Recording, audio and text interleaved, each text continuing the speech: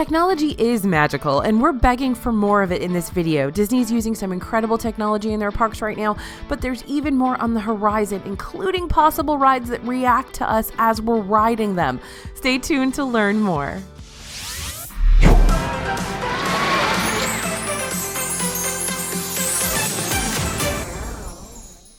Hey everybody, it's AJ for Disney Food Blog. Now from food tech to ride tech to what we're pretty sure is flat out magic happening in one of our favorite Magic Kingdom attractions, there are technologies that Disney's currently using or could be using soon that we want to see more of on our vacations. Let's jump into our favorites. First up, food tech, mobile order. This is our absolute favorite tech hack, the Fast Pass for food.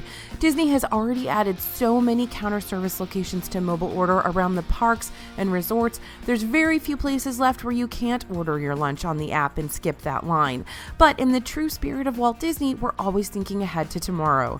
Starbucks locations are notably left off the mobile order map at the moment. And no, they're not available for Starbucks mobile pickup either. Well, the Disney Springs location is, but not the in-park locations. So how great would it be to skip that long line at Main Street Bakery and just grab a coffee and the latest cupcake? Yeah, Disney, we want mobile order at Starbucks in the parks. Within mobile order, there's a few upgrades we'd like to see more of as well. In Disneyland, annual pass holders can add their discount to food and beverage purchases within mobile order, but in Disney World, not so much. And you still can't apply most discounts to mobile order purchases in Disney World parks, and that's a pretty big bummer, especially when it's been running well in Disneyland for months. You can use Disney Dining Plan credits in mobile order, so hopefully it's just a matter of time. Other things currently missing from mobile order are the ability to pay with a gift card and to specify allergy requests. You can only pay with a debit or credit card, and as for allergies, the menu is broken down into gluten-free and dairy-free, etc., and you can customize your selection to omit sauces and toppings, but there's nowhere to note if you have multiple allergy concerns. Instead, you'll want to speak to a cast member when you arrive to pick up your order to make sure things are made to your specifications and needs. So yeah, while mobile order is awesome, we definitely want to see more discounts, we want to see Starbucks on mobile order, and we want to see a little bit more user-friendly options for special diets and allergies. All right, food delivery. Disney World currently has food delivery at a few of those fast casual restaurants like Be Our Guest and ABC Commissary, where you order and then food will be brought out to your table by locating an RFID reader or your Magic Band. This is awesome because you don't have to juggle a tray of food while you herd the kids and search for an open table. We'd love to see this concept employed at more dining locations. Disney has even tested out food delivery in a few other areas, like back in 2015 when they tested delivery to tables at Backlot Express, and even the Fantasmic Theater. This may have been a precursor to the mobile order we know today, as you could also select pickup to grab your order from the counter. But not surprisingly, this system didn't make it too far. The poor cast members wandering around the Fantasmic crowds trying to deliver a hot dog was just too much. You could, and may still be able to, order Starbucks in Disney Springs and have it delivered to wherever you're shopping. Just place the order through mobile order and then give the store a call to let them know where you are. But we'd love to see more food delivery options around the Walt Disney World resorts and parks ASAP. Wouldn't that be awesome if you could Uber Eats a Casey's Corner hot dog and fries and plastic cheese to your resort pool? Like, that would be awesome, right? So fingers crossed. Okay, interactive rides. We know that simulators aren't everyone's cup of tea, but if more simulators were like the Millennium Falcon, people might think a little bit differently. We'd like to see more rides that change based on how you react to them. Now, on Millennium Falcon, there's a big difference between how much you affect the ride based on what position you're in. We've got tips on how to get the pilot position, by the way, in our Galaxy's Edge videos. But the fact that you really can affect what happens and how much the ride moves based on how much you crash into is kind of crazy, right? Even though I know things don't change as much as we thought or as much as we were promised, it's still kind of an interesting tech that they've included here on this ride. Now, in crazy Disney patent news, in 2017, a patent was filed by Disney for a ride system that would adjust the thrill level based on riders' reactions.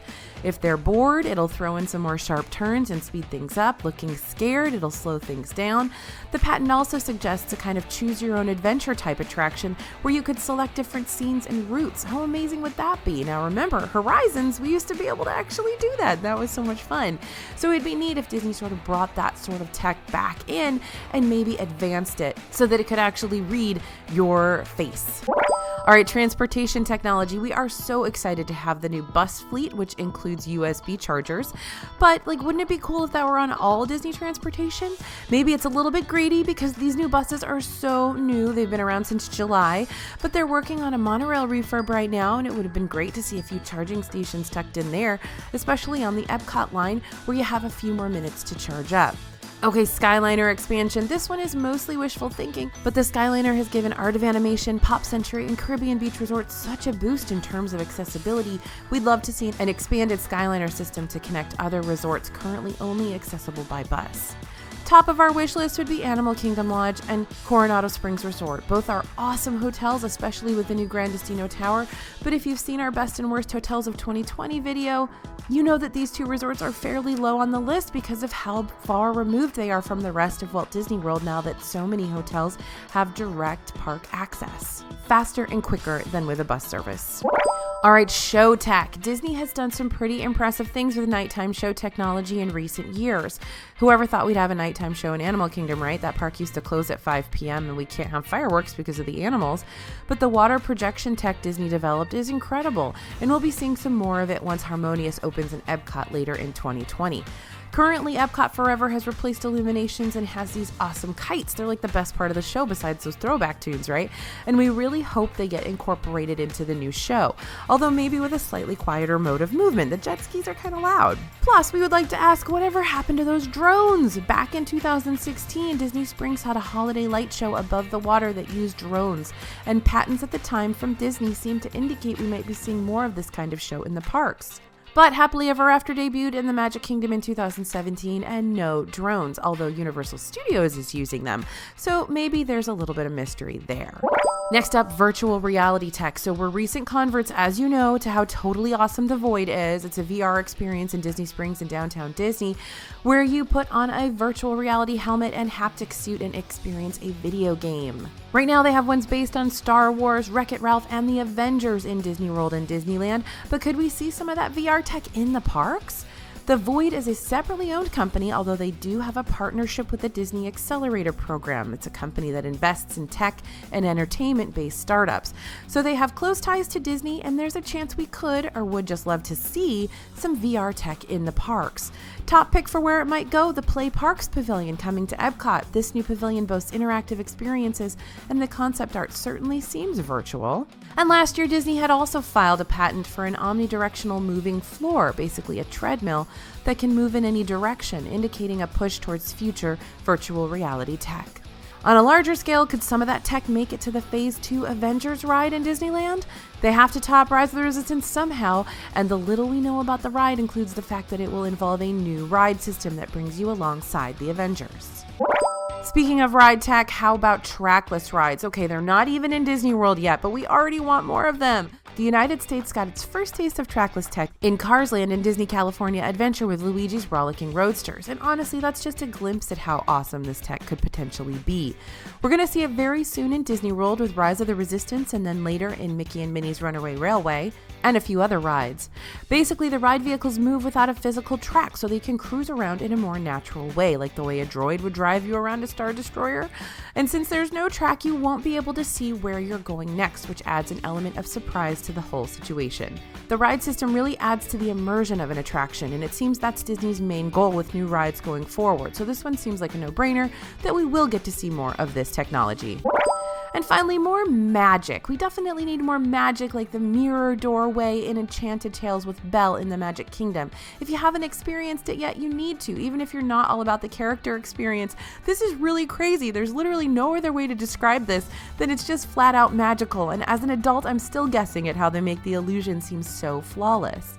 Now, while we don't know exactly what the Mary Poppins attraction in Epcot will be, the space where it will go isn't exactly large, so there's a chance it could be a character experience like Enchanted Tales with Belle, or otherwise some kind of smaller walkthrough or interactive experience, and we think it would be the perfect place to tuck in some extra magical moments like that magical mirror.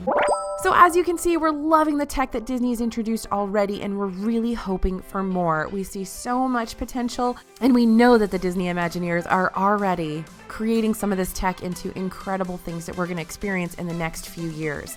So let us know in the comments what you think. What Disney tech are you loving? What do you think they need more of? What do they need to introduce more of into the rides? What would you like to see if you were a Disney Imagineer? Let us know in the comments. Thanks for listening, you guys. Thanks for watching. This is AJ for Disney Food Blog, and we'll see you real soon.